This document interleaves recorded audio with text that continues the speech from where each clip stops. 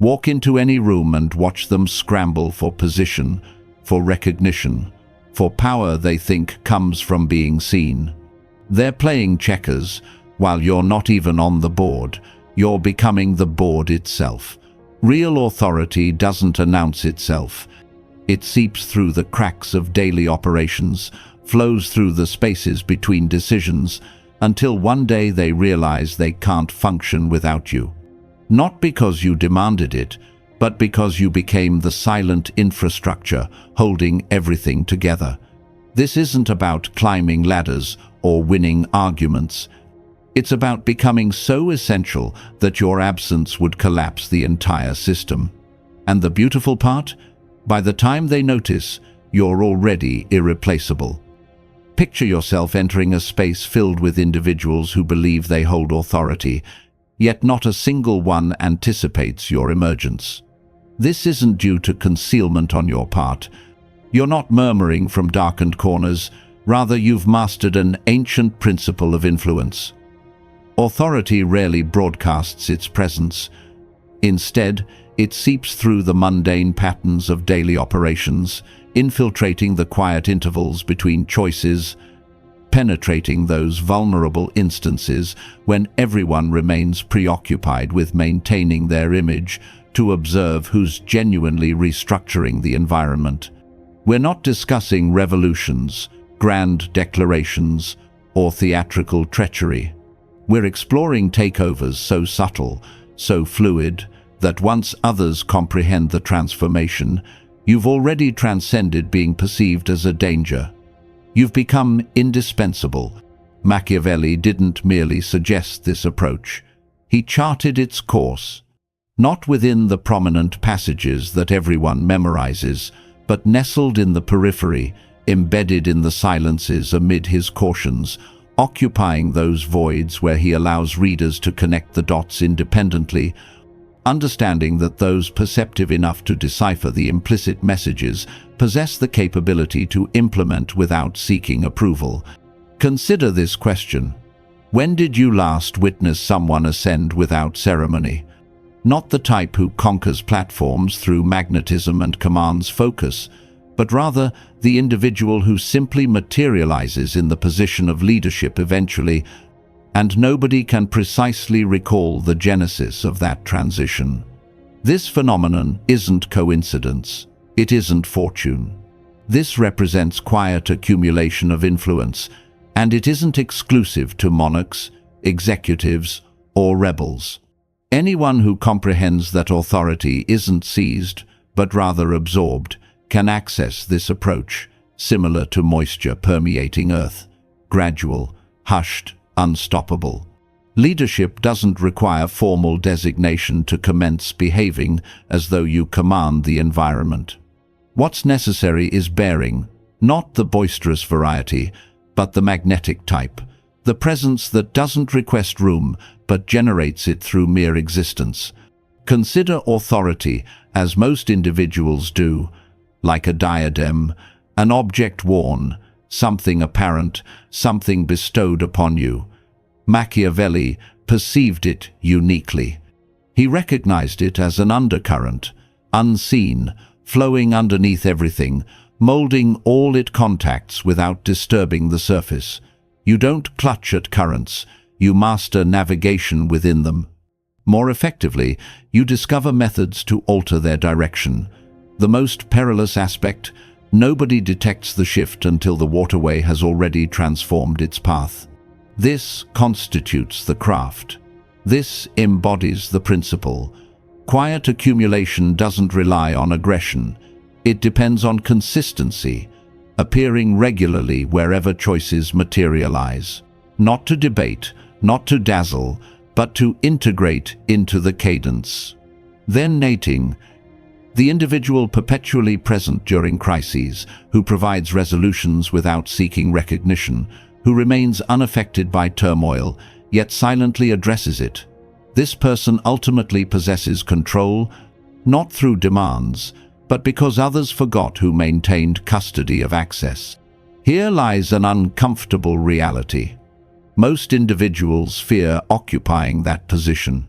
not due to insufficient drive, but because conditioning has taught them to await authorization, to anticipate acknowledgement, formal designation, sanctioned invitation. However, Machiavelli rejected waiting. He advocated strategic placement. Trust isn't requested.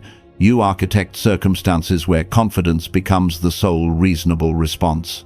Influence isn't pleaded for. You establish interdependencies so delicate, so organic, that your removal would resemble extracting a structural support. You accomplish this without ceremony, without proclamations, without revealing your objectives. The instant you announce aspirations, you transform into a mark. The moment you maintain quietude, you evolve into infrastructure. Allow me to provide tangible context. AT. Not some antiquated historical example repeated endlessly, but something visceral and immediate. Envision yourself within a workplace environment. Any workplace suffices, regardless of sector. A venture struggles. Everyone discusses it. Conferences occur. Blame circulates. Then someone enters. Neither the supervisor nor the most vocal participant, who merely states, "I'll manage the client relationship." They vanish for 48 hours, return with modified schedules, recalibrated expectations, and serene requested or campaigned for. Indispensability emerged through addressing what others avoided, accomplished without self-aggrandizement. This represents where most falter. They equate accumulation with exposure. They believe recognition, acknowledgement, and visibility are essential. Yet Machiavelli understood that volume generates opposition. Quietness expands territory. Silence contains strategy, not emptiness. It's the arena where presumptions form, where standing develops without direct participation. When you refrain from proclaiming achievements, others begin advocating for you, which carries exponentially greater impact. Standing constructed by others provides protection. Self-constructed reputation becomes vulnerability. Here's the revelation. This isn't cheap deception. It doesn't involve trickery. It concerns comprehending human behavior so profoundly that you place yourself where necessity will arise before recognition of that need occurs. It involves interpreting environments not for validation but for possibilities. Where exists resistance? Where lies the void? Where lurks the unacknowledged friction everyone avoids? There's your entrance, not for exploitation but for resolution. Through resolving, you integrate yourself. You transform into the remedy. And remedies aren't substituted. They become essential. Perhaps you're considering this approach seems inactive. It's actually intensely dynamic, merely imperceptibly so. It involves selecting opportunities with medical accuracy. It requires understanding when expression serves better than allowing quietness to operate. It means constructing partnerships not through adulation, but through dependability. It means becoming the subject of corridor conversations. Have you consulted them? Not through demands, but by establishing yourself as the evident solution. This constitutes the enchantment. This embodies the guideline. Authority isn't captured through aggression. You allow it to flow toward you by becoming the sole fixed element among chaos. The remarkable, frightening aspect. This functions universally. In conference rooms, social circles, artistic partnerships, domestic settings, digital communities. Authority doesn't depend on location, but on conduct. The individual who repeatedly appears with lucidity, composure, and capability without requiring recognition ultimately navigates direction, not through seizing control, but because others voluntarily transferred it without conscious awareness. Your initial action: cease requesting authorization. Abandon anticipating approval. Begin recognizing the unspoken voids surrounding you. Tasks requiring completion, frictions needing resolution. inquiries lacking responses, and address them silently, steadily, without publicity. Allow your deeds to resonate beyond verbal expression. Observe with endurance as the environment reorganizes around your presence, not through coercion, but through becoming unavoidable. Should you consider this merely conceptual, simply sophisticated rhetoric, pause. What you've absorbed represents merely the exterior, the authentic mechanisms, psychological catalysts, synchronization, diversion, the skill of creating belief that authority always belonged to you. There lies the hazard. There exists authenticity. You lack readiness currently. Not before mastering quietude. Not before learning movement without disturbance. Therefore, inhale, scrutinize, arrange yourself, and when opportunity arrives, inevitably it shall, announcement becomes unnecessary. Recognition of your command will already exist. You believe you've witnessed authority's movement, yet you haven't truly observed it.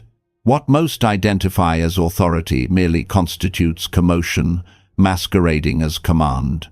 The shouting, designations, theatrical assurance, these don't represent dominance but performance. Genuine authority doesn't herald its entrance because necessity doesn't exist. It occupies position before gatherings commence. It molds discussions before participants arrive. The wielder isn't the most audible voice, but the one everyone regards once clamor subsides. This defines quiet accumulation, not conquest, but integration. Deliberate, measured penetration of sway so thorough that upon discovery, reversal would shatter foundations. Machiavelli didn't emphasize this openly. He concealed it among cautions and possibilities, recognizing that those astute enough to discover it possess sufficient danger to employ it. He grasped what most tacticians overlook. Individuals don't oppose what appears unthreatening. Therefore, avoid threatening, provide comfort, represent stability amid disorder. Become the influence that balances without. Let's examine application, not abstract concepts or recycled wisdom from familiar texts. I'm discussing actionable strategies, implementable immediately. Imagine participating in a collective. Colleagues, companions, partners, proliferate, experiencing disagreement over decisions.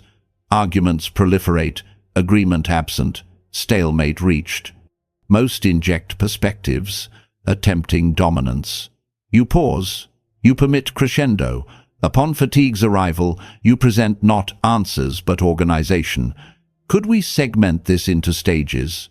Or what single element do we collectively accept presently?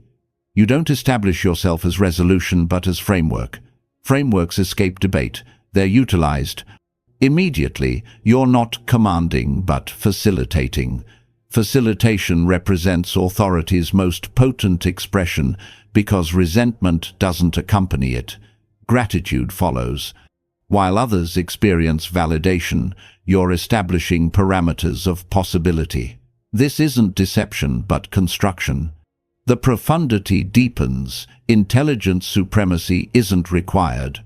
Observation, excellence is essential. Study actual decision-making processes, not theoretical procedures but authentic practices. Who yields to whom? Who disrupts without repercussion? Who contributes finally? This creates your guide, your schematic. Quiet accumulation transcends mere presence or timing. It involves becoming the individual others unconsciously depend upon before recognizing that dependence exists. It means transforming into the element whose absence would destabilize everything, not through declaration, but through integration so complete that extraction becomes unthinkable. This approach functions because it aligns with fundamental human psychology. People gravitate towards stability, particularly when surrounded by uncertainty. They seek anchors, reference points, someone who appears to comprehend the situation when confusion reigns. By embodying that stability without demanding recognition, you become indispensable through service rather than conquest.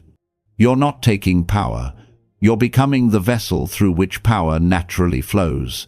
This distinction matters because one creates resistance while the other creates reliance.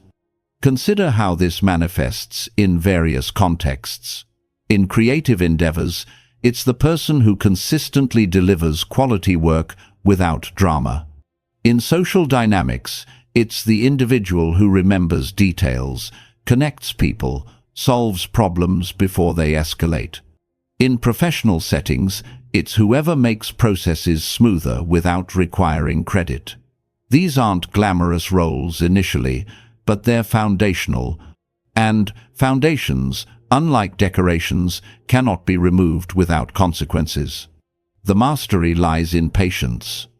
Most people reveal their ambitions too early, telegraph their moves, announce their intentions. This creates defensive responses, political maneuvering, competition. But when you operate below the threshold of threat perception, when your accumulation of influence happens gradually through consistent value delivery, resistance never forms because there's nothing visible to resist. By the time your position becomes apparent, it feels natural, inevitable, as though it was always meant to be this way. This principle extends beyond individual interactions to entire systems. Organizations, communities, movements, all can be influenced through quiet accumulation. It's not about infiltration with malicious intent, but about becoming so integral to function that your perspective naturally shapes outcomes. You achieve this not through force or manipulation, but through genuine contribution, combined with strategic awareness. You solve real problems while simultaneously positioning yourself as essential to future solutions. The ultimate expression of this principle occurs when others begin advocating for your advancement without prompting. When colleagues suggest you for leadership roles, when peers naturally defer to your judgment, when superiors recognize your value without you highlighting it, this represents quiet accumulation reaching maturity. You've transcended being merely useful, you've become structurally necessary. Your influence isn't questioned because it doesn't feel imposed, it feels organic, earned, appropriate. Remember, this approach requires authentic competence.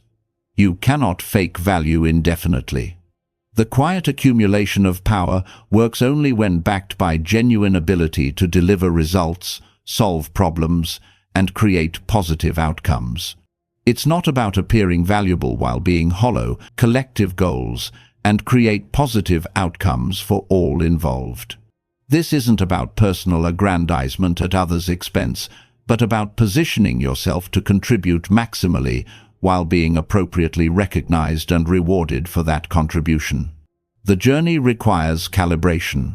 Too quiet, and you become invisible. Too aggressive, and you trigger defenses. The sweet spot lies in consistent, valuable presence that others come to rely upon without feeling threatened or manipulated. It's about becoming the person others think of first when challenges arise, not because you've campaigned for that position, but because you've proven yourself repeatedly in smaller moments that accumulated into an undeniable pattern of reliability and competence. The concept revolves around conquering organizational structures, not through confrontation, but by comprehending their concealed mechanisms and subtly redirecting their flow. Rather than challenging established orders, you circumvent them through making yourself vital to their operations. Consider the individual who possesses knowledge of every document's location, recalls each critical date, and foresees potential mistakes before they materialize. Such a person requires no formal advancement to control operations. They already command the workflow. Leadership will fiercely protect these individuals, motivated not by personal attachment but by survival instincts. Eliminating such a person would cause operational paralysis, This represents not mere reliance but authority masquerading as assistance. Machiavelli understood that forceful approaches were futile endeavors. He recognized that obvious attempts at gaining control provoke opposition, while gradual integration generates appreciation. When you address challenges, others avoid one coordinates. The monotonous coordination, uncomfortable discussions, unglamorous foundational tasks, you transform from subordinate to cornerstone. Cornerstones don't request compensation increases or lobby for advancement. These benefits arrive naturally because allowing their departure becomes inconceivable. The objective involves weaving your existence so thoroughly into operational fabric that extraction would unravel everything. You achieve this without declaring your indispensability, allowing others to voice it through worried communications and anxious reactions during your absence. Victory manifests not through recognition, but through their distress when you're unavailable. Many individuals mistakenly equate quietness with inaction, committing a fundamental error. Gradual integration represents active pursuit, not passive waiting. It involves examining surroundings for points of tension and flowing into them like liquid penetrating rock fissures. You remain perpetually analytical rather than dormant. Each exchange, assignment, and quiet moment prompts investigation. Where exists the void? What assumptions remain unchallenged? Which implicit conventions could be adjusted to transform everything? These spaces become your domain, your advantage, requiring only perception and courage rather than authorization. Visualize participating in an innovative group where concepts collide and personalities conflict while timelines approach. Everyone concentrates on grand visions, branding strategies, and impressive launches. You observe that nobody maintains version management, consolidates input, or ensures team members possess current materials. Without announcement, you begin addressing these gaps. You establish organized repositories, distribute thoughtful notifications, and become the invisible adhesive. When clients request documentation histories weeks later and others freeze, you produce comprehensive, organized records instantly. Your role transcends junior positions or quiet participation. You've become the operational foundation. Subsequently, when new initiatives begin, leadership naturally assigns workflow management not to vocal participants, but to those who prevented previous disasters. This represents gradual integration in action. You didn't advocate or bargain, you became inevitable. This principle functions across scales, whether managing small teams or massive organizations, whether in emerging ventures or established enterprises. Authority remains indifferent to magnitude, caring only about essentiality. Achieving necessity renders designations meaningless. Leading organizations doesn't require executive positions, but understanding which mechanisms to engage during difficulties. Shaping organizational culture doesn't demand charismatic founding, but modeling conduct others unconsciously replicate. Impact concerns persistence rather. Timing remains crucial because this process isn't perpetually gradual. A moment arrives, intuitively recognized, when your established groundwork can support substantial weight. This marks the transition from problem solver to designer. Rather than announcing changes, you exhibit them. You manage minor choices, low stakes but noticeable, treating them not as isolated tasks but as establishing patterns. Instead of soliciting opinions, you outline directions as predetermined. Our approach will be, rather than, what should we consider? This subtle yet tremendously effective technique shapes perception through language. Speaking from presumed authority leads others to accept that authority. This represents precision, not hubris.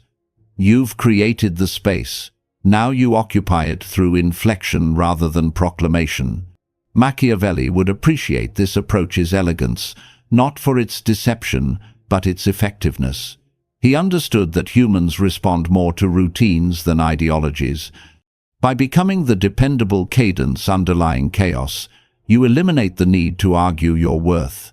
For others experience it, depend upon it, safeguard it. Genuine influence crystallizes not through positions or speeches, but through implicit understanding that operations improve with your participation. This constitutes the ultimate objective, not capturing authority, but making functionality impossible without your involvement, accomplished so elegantly that others don't recognize they've surrendered control until attempted retrieval reveals nothing remains accessible. Complacency breeds vulnerability. The instant you believe you've succeeded marks when defenses weaken. Gradual integration represents ongoing practice, not a final destination. It demands perpetual adjustment, continuous observation, and sustained discipline. Once you accept your own narrative, you transform into disruption, and disruptions get ignored. Maintain adaptability, quietness, and indispensability while remaining undervalued. Authentic influence exists in gaps between perception and actual construction. The complete understanding extends beyond current comprehension. Subsequent lessons involve dismantling control illusions, weaponizing absence to create longing before departure, and transforming quietness into gravitational force. These advanced concepts await mastery of omnipresence without demanding notice. Continue observing, positioning, and addressing neglected areas. When foundations shift universally, you won't falter. You'll maintain stability through quiet, natural, irreplaceable presence. The ultimate achievement in gradual integration involves winning not through prominence, but by becoming environmental, undetected until removed, then acutely missed. Machiavelli grasped that lasting influence doesn't announce itself, but exists, like breathing, quiet, continuous, unremarkable, until cessation causes structural failure. This isn't proclaimed but carefully constructed through deliberate, patient, strategic action. This transcends courtesy or patience, involving calculated imperceptibility, while others believe they maintain control as you adjust mechanisms from concealment. Leadership positions become irrelevant when you're the stabilizing force. Mastering disappearance without departure, withdrawal without capitulation, creates invulnerability. How does one combat an absent opponent? How does one substitute someone who never claimed irreplaceability? The impossibility defines the strategy. Implementation begins modestly. Select duties others neglect, not due to superiority but invisibility. Administrative tasks, correspondence, record-keeping, e.g., minor elements maintaining operations without recognition. Assume these responsibilities with quiet excellence, making them inseparable from your presence. Then, strategically dissociate your identity from these functions. Replace "I completed this" with "this is complete." Removing yourself from recognition creates an interesting phenomenon. When tasks become dissociated from you personally, you transition from optional to automatic. When you've created the automation, you've integrated into organizational genetics. Genetics face no scrutiny, only dependence. Subsequently, you gradually withdraw, not dramatically but incrementally. Allow minor delays, withhold immediate solutions, create sufficient gaps for recognition. This vacuum reveals the burden you've carried, the resistance you've absorbed. Rather than resentment, panic emerges. Communications increase, apologies flow, requests for return multiply, not through demands but by demonstrating absence's price. This represents adjustment, not manipulation, education rather than punishment, illustrating anyone appears valuable when visible. The genuine test involves creating disorientation through unavailability. Crossing this boundary transforms roles from participant to foundation. Foundations don't negotiate, campaign, or plead. They simply exist, while environments reorganize around them. Consider practical application. Imagine consistently organizing group activities, not from enjoyment, but necessity due to others' reluctance. Managing invitations, locations, and logistics becomes your domain. This seemingly minor contribution actually represents significant influence accumulation. When you strategically reduce involvement, allowing small complications to emerge, the group experiences firsthand the complexity you've been seamlessly managing. Their newfound appreciation isn't manufactured. It's genuine recognition of previously invisible value. This exemplifies how gradual integration creates dependency without explicit acknowledgement, making your contributions felt most powerfully through their absence rather than presence. Consider the scenario where you consistently manage nutritional requirements and scheduling complexities for group gatherings. These tasks flow through your hands without recognition or celebration. Then strategically, you claim overwhelming commitments and delegate responsibility to another. The result becomes predictable. Scheduling conflicts emerge. Food allergies get overlooked. Organizational structure crumbles. The gathering struggles forward, and participants feel relief when it concludes. Subsequently, when you casually mention availability for future coordination, unanimous agreement follows without formal requests. The group instinctively assigns you the role because they've experienced dysfunction in your absence. This demonstrates the objective, not seeking acknowledgement, but becoming assumed necessity.